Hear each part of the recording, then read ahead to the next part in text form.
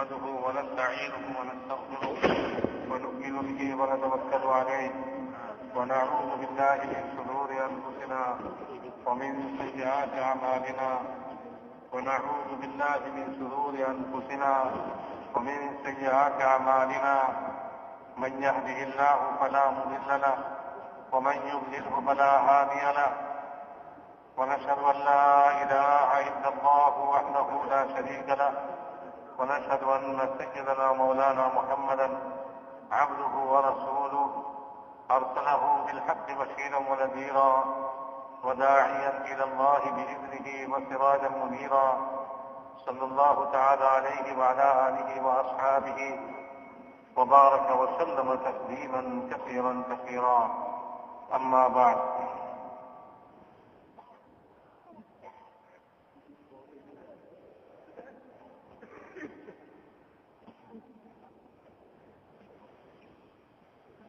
محترم دوست اور بزرگوں، اللہ جل جلالہ عما نوالہ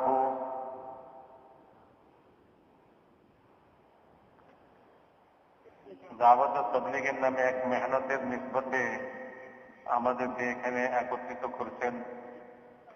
এজন্য আল্লাহ তাআলা দিল থেকে শুকর আদায় করা চাই।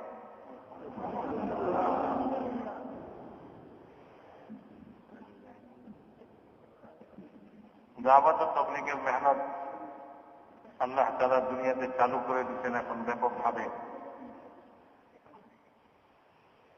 এই মেহনত সমস্ত নবী পয়গম্বররা নিয়ে আসছিলেন এবং তারা দুনিয়াতে আসছিলেন এই মেহনত করবার জন্য। সমস্ত নবী পয়গম্বররা দুনিয়াতে এই জন্যই আসছেন যে তাবলীগের মেহনত করতে। এবং আমাদের নবী জনাবে মুহাম্মদুর রাসূলুল্লাহ সাল্লাল্লাহু আলাইহি ওয়াসাল্লাম কিয়ামত পর্যন্ত সমগ্র মানব জাতির জন্য, কিয়ামত পর্যন্ত সমগ্র মানব জাতির জন্য নবী হয়ে আসছেন। তিনিও এই তাবলীগের মেহনতই নিয়ে আসছেন। এটা কোনো নতুন জিনিস না। আমাদের নবী শেষ নবী, কিয়ামত পর্যন্ত আর কোনো নবী আসবেন না। এই জন্য নবীওয়ালা কাম এই উম্মতকে আল্লাহ তাআলা দেন। এই উম্মত নবীওয়ালা কাম করে। সমস্ত নবী পয়গম্বররা দুনিয়াতে এই কাম নিয়ে আসছেন। নবী, আমাদের নবীও এই কাজ নিয়ে আসছেন এবং আমাদেরকে এই কাজ করার হুকুম দিয়ে দিচ্ছেন। এই উম্মত যখন এই নবীওয়ালা কাজ করতে থাকবে তো তারা দুনিয়াতে এবং আখিরাতে দোনো জাহানে কামিয়াবি হাসিল করবে।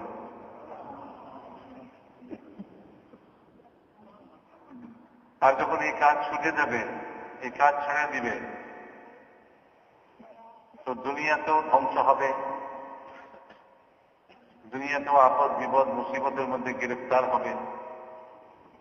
আর মওতের পরে আখিরাত, সেখানে যে কি হবে এটা তো আমরাই জানি। কারণ সমস্ত নবীরা এই তাবলীগের মেহনতের দ্বারা মানুষকে আল্লাহর সঙ্গে পরিচয় করায়। তাবলীগের মেহনতটাই হল আল্লাহর সঙ্গে পরিচয় করার জন্য। এবং এই তাবলীগের মেহনতের দ্বারা মানুষ দুনিয়াকে বুঝে আর আখিরাতকে বুঝে। তাবলীগের মেহনত না থাকলে মানুষ আল্লাহকে ভুলে যায়, আখিরাতকে ভুলে যায়, দুনিয়াটা কি জন্য এটাও ভুলে যায়, দুনিয়াতে কেন আসলাম এটাও ভুলে যায়, মওতের পরে কি হবে এটাও মানুষ ভুলে যায় এবং আল্লাহর সঙ্গে সম্পর্ক তার নষ্ট হয়ে যায়, আল্লাহকে ভুলে যায়, আল্লাহকে চিনে না। তো তাবলীগের মেহনতটা এই জন্য জরুরি যে মানুষ আল্লাহকে চিনে। মানুষ টাকা চিনতেছে, চাকরি চিনতেছে, জায়গা জমিন চিনে, মানুষ দুনিয়ার জরুরতকে, প্রয়োজনকে, এটাকে খুব ভালো বুঝে দুনিয়াটাকে বড় মনে করে, দুনিয়ার জরুরতকে বড় মনে করে, দুনিয়ার হাজতটাকে বড় মনে করে, অথচ তার আখিরাত দুনিয়ার চেয়ে অনেক বিশাল। এখানে ভোগ লাগে তো সে অস্থির হয়ে যায়, আমার তো ভোগ লাগছে, ভাত লাগবে, খাওয়ান লাগবে, খাওয়ানোর জন্য অস্থির হয়ে গেছে এখানে। আরে তোমার যে মৌতের পরে ভোগ লাগবে ওইটার কি হবে? কবরে কে খাওয়াইবে তোমারে? কিয়ামতের মাঠে 50,000 বছরের সমান এক দিন হবে, সেদিন তোমার ভোগের কি ব্যবস্থা হবে? দুনিয়ার জরুরত, দুনিয়ার প্রয়োজনগুলিকে মানুষ বড় করে দেখে। যখন তবলিগ না থাকে, কলমা পড়নেওয়ালা মুসলমানও কাফেরের কথা বাদ দেন, যে কলমা পায়নি তার কথা বাদ দেন, যে কলমা পড়ে নাই তার কথা বাদই দিলাম। যারা আমরা কলমা পড়ছি, আমরা নিজেদেরকে মুসলমান বলি, আমরা জানি যে মওতের পরে এক জিন্দেগি আছে, মওতের পরে আখিরাত আছে। তো আখিরাতের জিন্দেগিতে কি হবে? আমি কি দুনিয়ার মানুষ যেরকম মনে করে যে মরে গেলে সব সমস্যা শেষ, একজন বিপদ আপদে পেরেশানিতে অস্থির হইয়া সে বিষ খায়া মরতে চাইতেছে, কারণ বিষ খায়া মরে গিয়ে গলায় ফাঁসি দিয়া মরতে চায়, সে কি মনে করে? সে এটাই মনে করে যে আমি যদি গলায় ফাঁসি দিয়ে মরে যাই, বিষ খায়া মরে যাই, তা আমার এই সব কষ্ট শেষ হয়ে যাবে। একজন অভাবে বেড়া বিষ খায়া আত্মহত্যা করতে চায়, বলে এত অভাব, এই অভাবের মধ্যে আর সহ্য হয় না, বিষ খেয়ে মরে যায়। তো সে কি মনে করে? সে মনে করে যে বিষ খেয়ে যদি আমি মরে যাই দুনিয়া থেকে, তো আমার মওতের পরের জিন্দিগিতে আর বক্তব্য থাকবো না। মেরে মহতারাম দোষটা বুঝব, দুনিয়াতে যেরকম মানুষের মধ্যে হাজত আর জরুরত দেখা যায়, যেটার জন্য মানুষ মেহনত করে, পরিশ্রম করে, ঠেলাওয়ালা মাথার ঘাম পায়ে ফেলতেছে, রিক্সাওয়ালা মাথার ঘাম পায়ে ফেলতেছে, ব্যবসায়ী মাথার ঘাম পায়ে ফেলতেছে, রাত দিন 24 ঘন্টা দিন দিমাগকে ব্যবহার করতেছে, চোখ কান মুখকে এই কাজের জন্যই ব্যবহার করতেছে। যে দুনিয়ার হাজত, দুনিয়ার জরুরত, দুনিয়ার চাহিদা, এগুলি কি করে পুরা হয়ে যায়, এগুলি কি করে মিটে যায়, এটার জন্য সমস্ত শক্তি জিন্দিগিটাকে ক্ষয় করতেছে, খরচ করতেছে এই লাইনে। আর কিছু শুনতে রাজি না, বলে ভাই একটু নামাজ পড়েন, বলে সময় নেই, আমি বড় কাজে ব্যস্ত। ভাই আল্লাহ তাআলার হুকুম মতো চলেন, বলে ভাই সময় নেই, দেখতেই যাচ্ছেন আমি কত ব্যস্ত। ভাই তবলিগে চলেন, মানে আমি তো খুব ব্যস্ত, ভাই তবলিগে আমি কি করে যাব? একজন ঘরওয়ালাকে, ঘরের মুরব্বীকে যদি করে তবলিগে চলেন, বলে দেখেন আমি এরকম ঘরের মুরব্বী, ঘরের সংসার চালাই, আমার ব্যবসা আছে, চাকরি আছে, আমি অনেক কিছু করি, আমার বেকার ছেলে ধরে লেগে যায়, ওই ছেলেটার কোনো কাজকর্ম নেই, কোনো কাজকর্ম কিছু করেও না, এই ধরে লেগে যায়। কি মনে করে? মনে করে যে আমি তো খুব ব্যস্ত, আমি তো দুনিয়ার কাজে লিপ্ত আছি, তো আমার তো সময় নেই।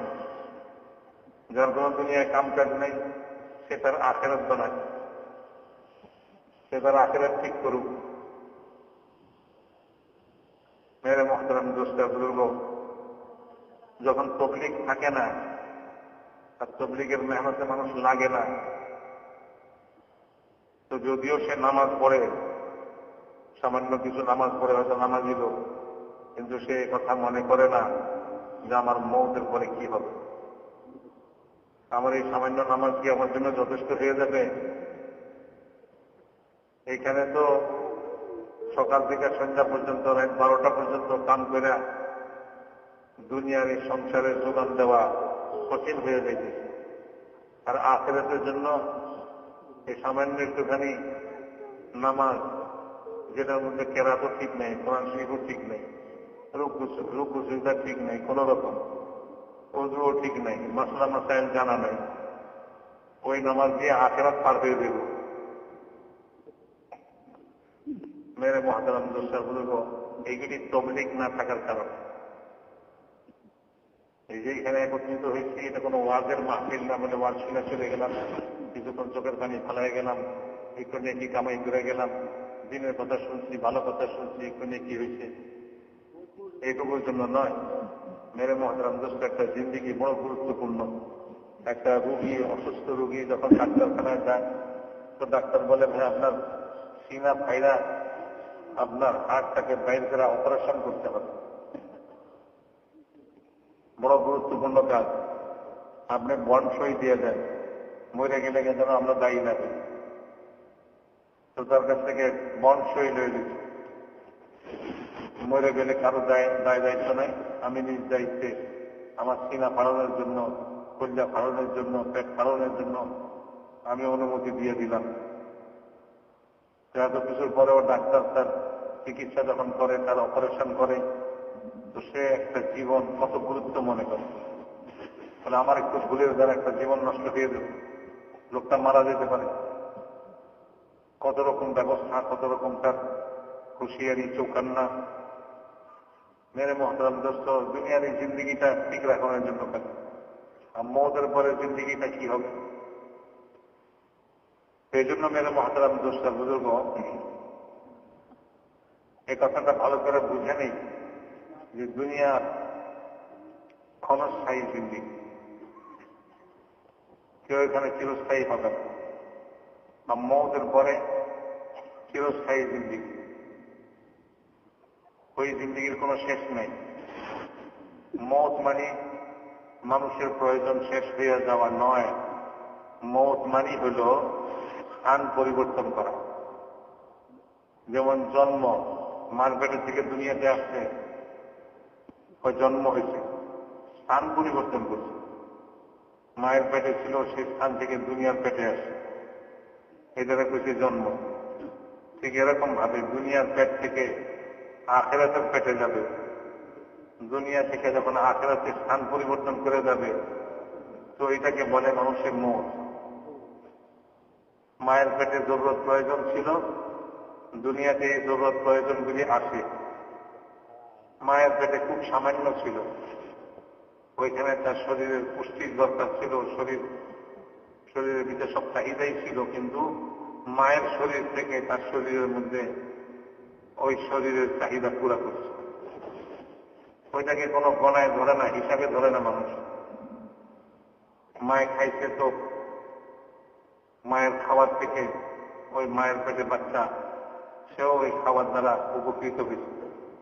মা যদি না খায় তো বাচ্চার ক্ষতি হয়, তো মায়ে খাইছে, বাচ্চারও খাওয়া হয়েছে। মায়ের পেটে বাচ্চা মায়ের শরীর থেকে সে তার হাজতকে পুরা করছে। যখন দুনিয়াতে আসছে, মেরে মহতারাম দোস্তার বুজুর্গ, সামান্য একটু কাপড়ের টুকরা এটা দিয়ে তার পেঁচায় মায়ের কোলে লইতে যথেষ্ট হয়ে গেছে। মার কোল তার জন্য যথেষ্ট, বেশি জায়গা লাগবে না, হাতে রাখবো না, তার জন্য যথেষ্ট ছিল। সামান্য একটু কাপড় দিয়ে তার শরীর ঢাকার জন্য যথেষ্ট ছিল। সামান্য একটু খানা, মায়ের বুকের দুধ তার জন্য যথেষ্ট ছিল। আস্তে আস্তে যতই তার দিন গেছে, ততই তার প্রয়োজনগুলি বাড়ছে না কমছে ভাই? এক সময় এরকম হয়েছে, সে এখন জওয়ান সুপুরুষ, সে কি বলে? সে বলে এখন আর এক খাটে আমার চলবে না, এক ঘরে আমার চলবে না, আমার তো পুরা এক বাড়ি লাগবে। আমার এক কাপড়ে চলবে না, আমার তো সেটে সেটে কাপড় লাগবে। সকালের এক সেট লাগবে, সন্ধ্যার এক সেট লাগবে, দুপুরে এক সেট লাগবে, রাতে শুইতে আরেক সেট লাগবে, শুক্রবারে এক সেট লাগবে, ঈদের দিন আরেক সেট লাগবে। তো তার সেটে সেটে কাপড় তৈরি হচ্ছে, বাক্স ভর্তি তার কাপড়। মেরে মহতরম দোস্ত, খানা পিনা বলে একটু খাইলে হবে না, অনেক খাইতে হবে। তো তার খানা বাড়ছে, তার কাপড় বাড়ছে, তার ঘরের চাহিদা বাড়ছে, দিন দিনই তার বাড়তেছে। দুনিয়াতে যত দিন যাইতেছে ততই তার চাহিদা বাড়তেছে। মেরে মহতারাম দোষার বুজুর্গ ঠিক এরকম ভাবে যখন সে দুনিয়া থেকে আখেরাতে যাবে তো তখন তার চাহিদাগুলি আরো বড় আকারে দেখা দিবে, আরো বড় আকারে দেখা দিবে। দুনিয়ার আনন্দ অল্প সময়ের জন্য সামান্য আনন্দ হইলে হয়ে যায়, আখেরাতের আনন্দ অনেক বিশাল হবে, আখেরাতের আনন্দ অনেক বিশাল হবে। বলে মৌতের দিন যে সুসংবাদ তাকে দেওয়া হবে, মৌতের দিন তাকে যে সুসংবাদ দেওয়া হবে,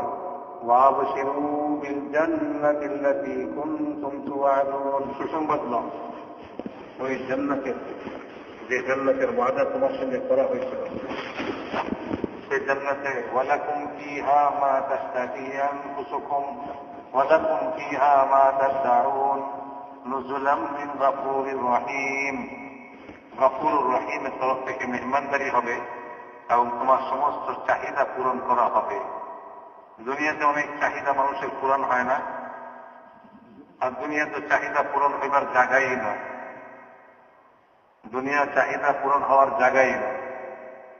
মানুষ অনেক কিছু চাহিদা মানুষের, কিন্তু এই চাহিদাগুলি পূরণ হয় না। সুখের রাত্রি না পোহাক কিন্তু পোহায়া যাবে, সুখের দিনগুলি না পুরাক কিন্তু সুখের দিনগুলিও ফুরাইয়া যাবে। কি বলেন ভাই? যৌবন শেষ না হোক কিন্তু শেষ হয়ে যাবে। এই দুনিয়ার জিন্দগিটা শেষ না হোক কিন্তু তারপরেও শেষ হয়ে যাবে। খাইলে ক্ষুধা দূর হয়ে যায় কিন্তু তারপরে আবার এই ক্ষুধা খতম হয়ে যায়, শেষ হয়ে যায়। এই ক্ষুধা দূর হওয়াটা শেষ হয়ে গেল, আবার তার ক্ষুধা লাগছে, আবার খাইছে, ক্ষুধা দূর হয়ে গেছে, আবার তার ক্ষুধা লাগছে। একবার এরকম না যে ভাই ক্ষুধা শেষ হয়ে গেল আর ক্ষুধা লাগবে না, না, বারবার ক্ষুধা লাগবে, পিপাসা বারবার লাগবে। পানি খেয়ে পিপাসা দূর করবে কিন্তু আবার পিপাসা লাগবে। তো মানুষের চাহিদা দুনিয়াতে পূরণ হয় না। মানুষের সবচেয়ে বড় চাহিদা হল যে আমি না মরি। না মরে কেউ থাকবো ভাই? সব মানুষকে মরতে হবে। জানাজা যে পড়তেছে আর মনে করতেছে মরবার জন্য এই লোকটাই আইছিল, আমি তো মরবো না। বলে না, তোমারও একদিন এই জানাজা হবে। وإذا حملت جنازة فاعلم أنك بعدها محمول। যখন তুমি কোন জানাজা উঠাও তো তুমি ইয়াকিন করো যে তোমাকেও এরকম উঠানো হবে, তোমারও জানাজা উঠবে। আজ তুমি অন্যের মৃত্যুর সংবাদ প্রচার করতেছ, একদিন তোমার মৃত্যু সংবাদ লোকেরা প্রচার করবে। তো মৌত তো আসবেই, কিন্তু কেউ মৌতকে চায় না। একজন বুড়া লোক, সেও চায় না মরতে, বলে বুড়ো হয়ে গেলে কি হয়েছে আর কি, তাই বলে কি মরে যাবো নাকি? একজন হাসপাতালে রোগী, সেও মরতে চায় না, মৃত্যুর সঙ্গে খুব লড়াই করতেছে। তারপরেও তার অনুরোধ, তার আকাঙ্ক্ষা কি, বলে ডাক্তার সাহেব এমন চিকিৎসা করেন যেন আমি না মরি, মৌতের হাত থেকে বেঁচে যায়। আত্মীয় স্বজন সবাই কি চায়, বলে কেউ যেন না মরে, চিকিৎসাটা এমন হওয়া চাই। তো সবাই বাঁচতে চায়, কিন্তু এই বাঁচার আকাঙ্ক্ষা মানুষের পুরো হবে হবে না। মেরে মহতারাম দোস্ত বুজুর্গ, দুনিয়া আকাঙ্ক্ষা নষ্ট হওয়ার জায়গা, দুনিয়া আকাঙ্ক্ষা নষ্ট হওয়ার জায়গা। এখানে আকাঙ্ক্ষা আরজু নষ্টই হবে। প্রত্যেক জওয়ান সে জওয়ানই থাকতে চায়, কিন্তু তার অনিচ্ছা সত্ত্বেও চুল পেকে গেছে, আস্তে আস্তে সে বার্ধক্যের দিকে যাচ্ছে। সে যতই ভিটামিন খাক, যতই ভালো ভালো ওষুধ আর খাদ্য খাক, যে জওয়ানি যাওয়া ধরছে এটা আর রুখবে না। যৌবন শেষ হয়ে যাবে, বার্ধক্য এসে যাবে। মেরে মহতারাম দোষা বুঝব, তো দুনিয়া হলো চাহিদা পুরা হইবার জায়গা নয়। চাহিদা পুরা হইবার জায়গা হলো আখেরাত। চাহিদা পুরা হইবার জায়গা কোথায় ভাই? তোমার সব চাহিদা পুরা করা হবে। ওয়ালাকুম ফিহা মা তাশতাহি আনফুসুকুম ওয়ালাকুম ফিহা মা তাদউন। যা তোমার চাহিদা, জোয়ান থাকতে চাও যাও, চিরকাল জোয়ান থাকবে, কোনদিন বার্ধক্য আসবে না।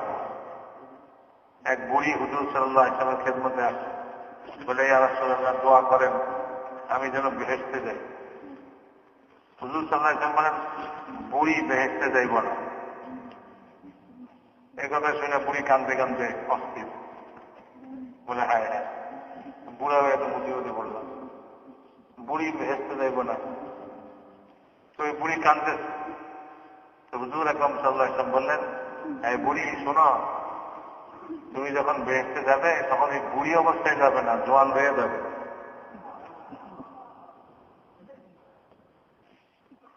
মেরে মহতারাম দোষটা বুঝব, তো তোমার যৌবন ধরে রাখার খুব আরজু, খুব আকাঙ্ক্ষা যে তুমি জোয়ান থাকবে, কোনদিন যেন বার্ধক্য তোমাকে স্পর্শ না করে, তুমি যেন বুড়া না হও, তোমার চুল যেন খাও না পাকে, তোমার শরীরের শক্তি যেন একটু না কমে বুড়া হইয়া।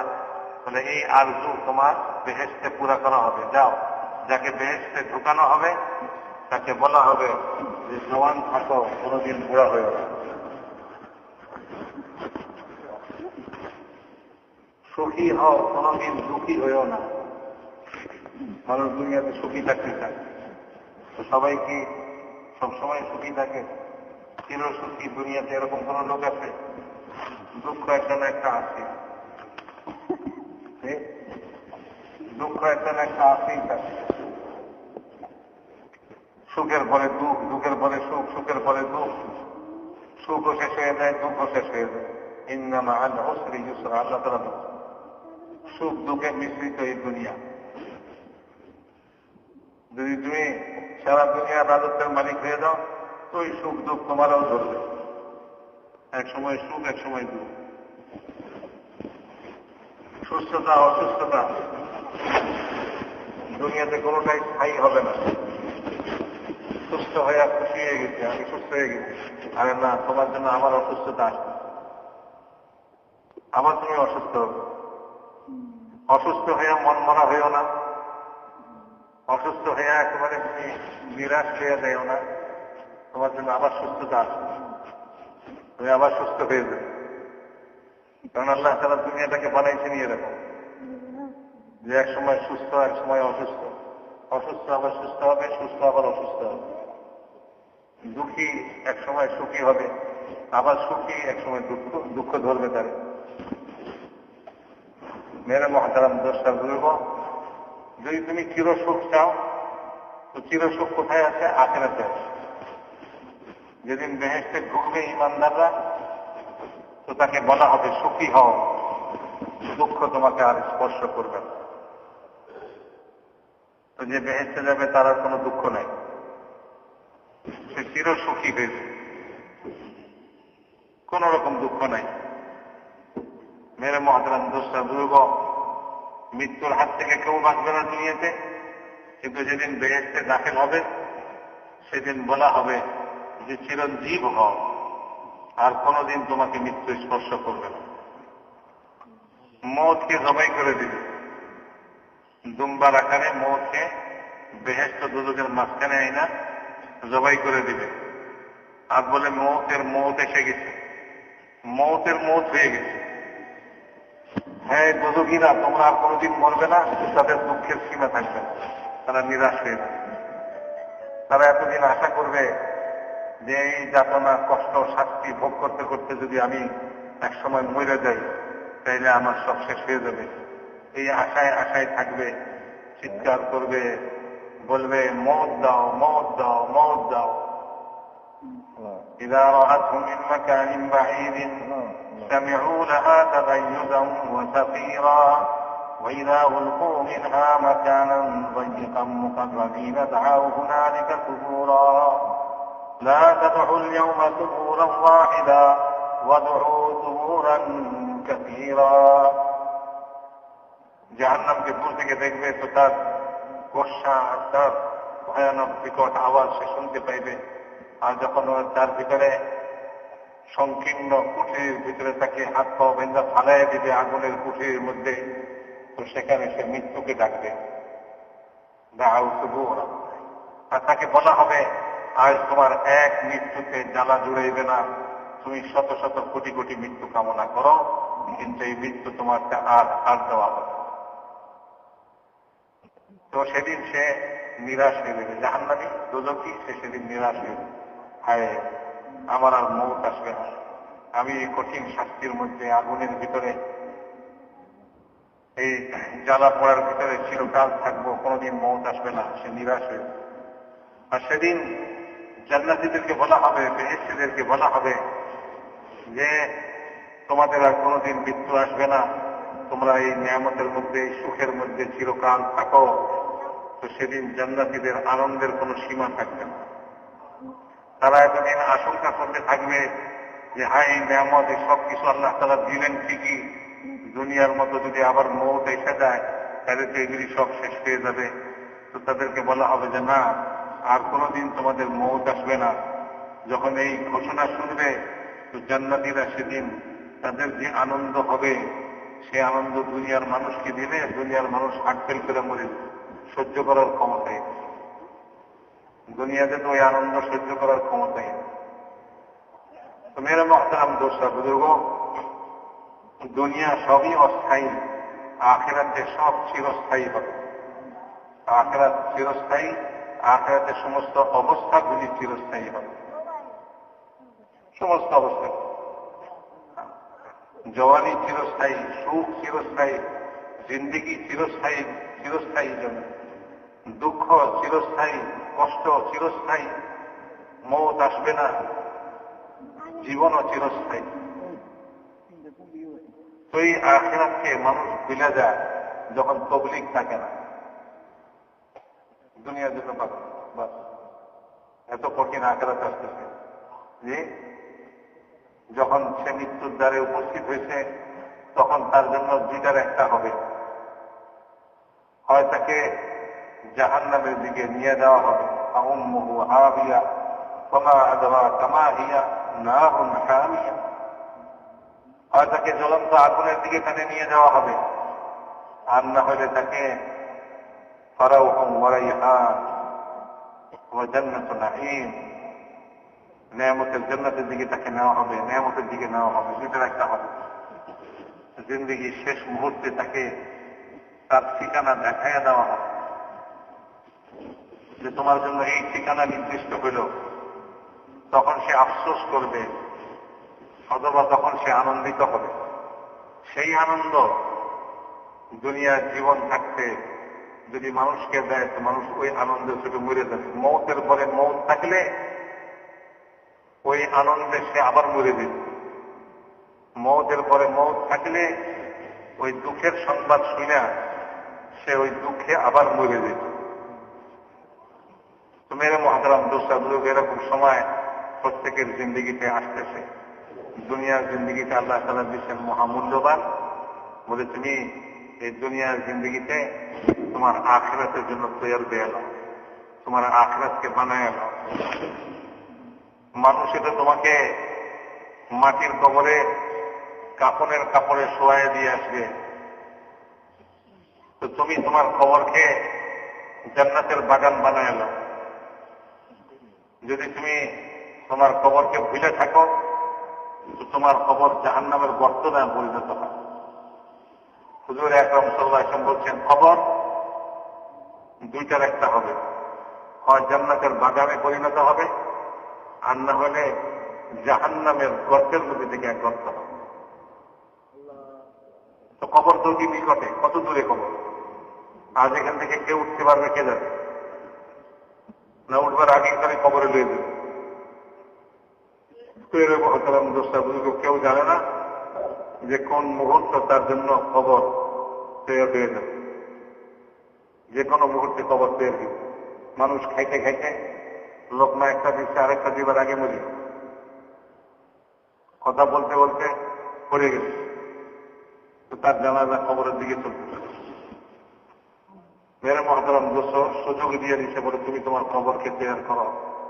তোমার কবর জান্নাতের বাগান হইতে পারে, জান্নাতের বাগানে পরিণত হইতে পারে।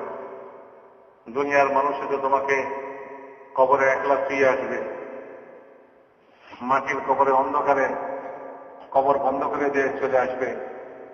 তুমি যদি দুনিয়াতে মেহনত করো তো তোমার এই কবর জান্নাতের বাগানে পরিণত হবে। তোমার জন্য জান্নাতের বিছানা বিছানা হবে, জান্নাতের বিছানা বিছানা হবে। হাদিস পাকের মধ্যে আসছে, বলেছে যে এশার পরে প্রতি রাত্রে সূরা মুলক আর সূরা আল ইসলাম সিজদা পড়বে, তো যখন সে কবরে যাবে তো এই দুই সূরা আল্লাহ তাআলার কাছে ফরিয়াদ করবে, বলবে আল্লাহ আমার তেলাওয়াত করনেওয়ালা কবরে এসে গেছে, এখন তার জন্য জান্নাতের বিছানা বিছানা হয়নি, তো তার জন্য জান্নাতের বিছানা নিয়ে আসবে। তো জান্নাতকে তুমি বাগান বানাও, জান্নাতের বাগান, কবরকে জান্নাতের বাগান বানাও।